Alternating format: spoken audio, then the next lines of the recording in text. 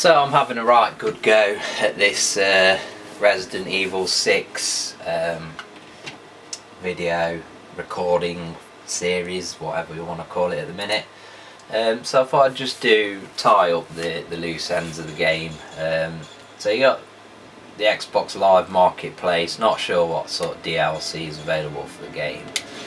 We've got special features, collections. Some of this I haven't actually looked at myself, to be honest. These are basically just text. Like when you get the serpent emblems, you're just unlocking like little backstory segments, and you got a few things in there like that.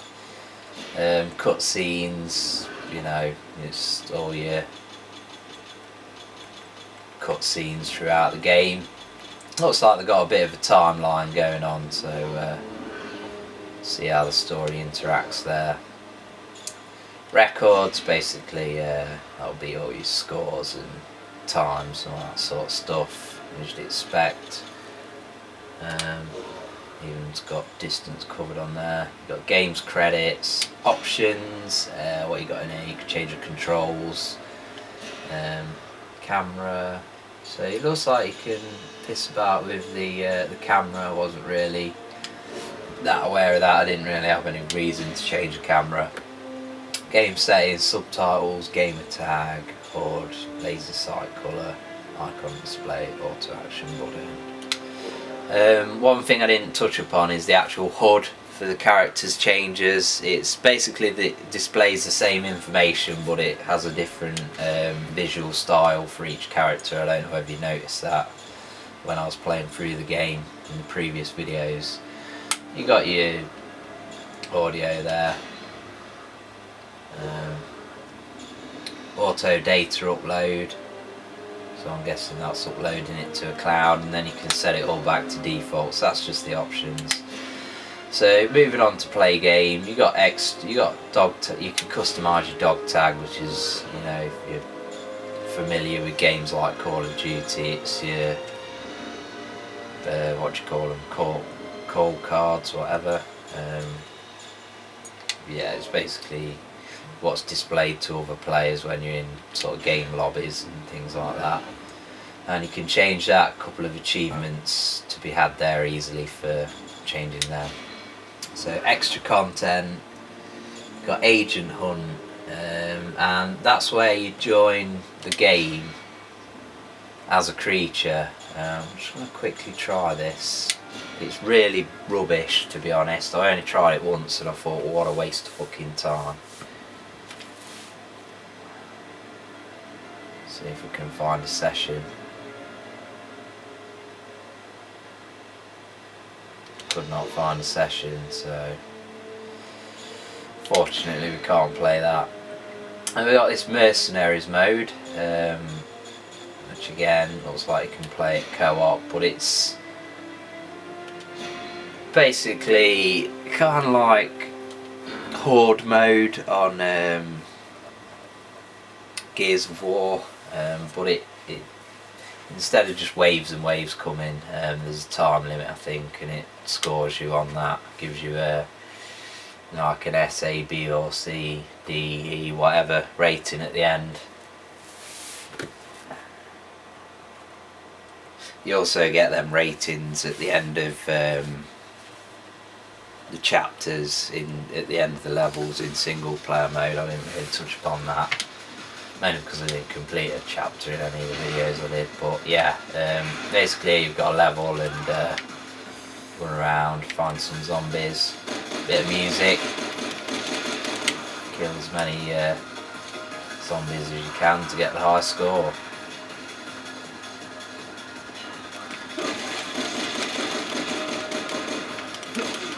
Fucking shit weapon to have. Shotgun, that's more like it. It's fucking spit flames at me or something. And you get a little combo meter on the go.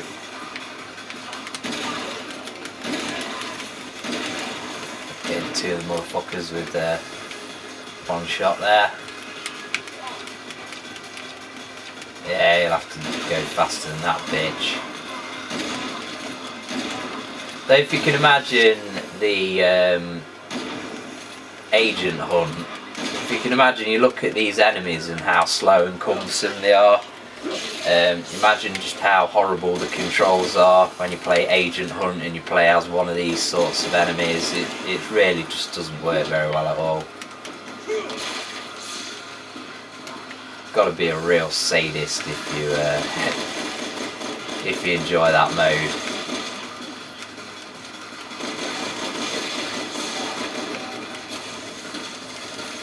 It's the kind of thing that say that, oh, this is going to be a feature of the game and it's going to be amazing, and on paper it sounds really good, but then in practice it's just lame.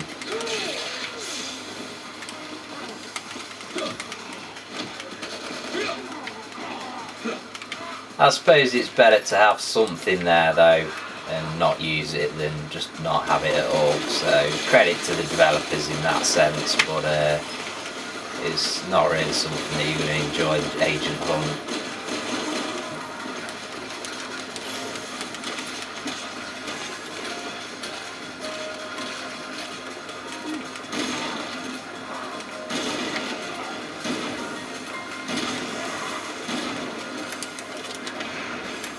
So mission end.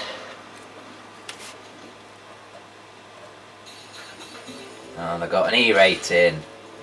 Not really sure if you're up in the sort of A ratings, whether it extends the game or anything like that, like you get on a wave, just complete a wave. Not really sure whether there's any of that sort of thing going on. I'm certainly not good enough to get a decent score on it, that's for sure. So we'll try another level with, I don't know, Chris has probably got an assault rifle, which is a bit better. So yes, I should probably do a conclusion for this game.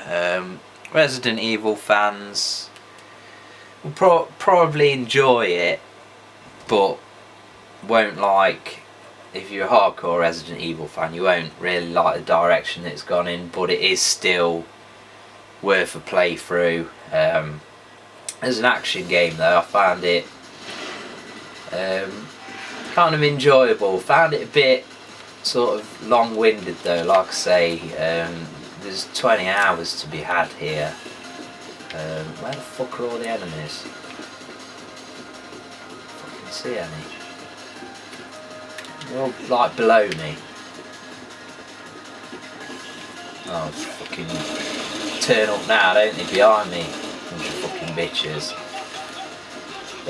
Yeah, I think the control system's pretty decent. I think that maybe it would have been wiser for them to not include the co-op elements. I think because I'm not a big fan of playing through stories like online with another player, I think multiplayer should be like, you know, Call of Duty, sports games, just that sort of basic me against you format. I feel like I'm missing out because of the co-op mechanic that's sort of like forced upon you. Doesn't feel quite as slick as a Resident Evil game that you just play by yourself. Some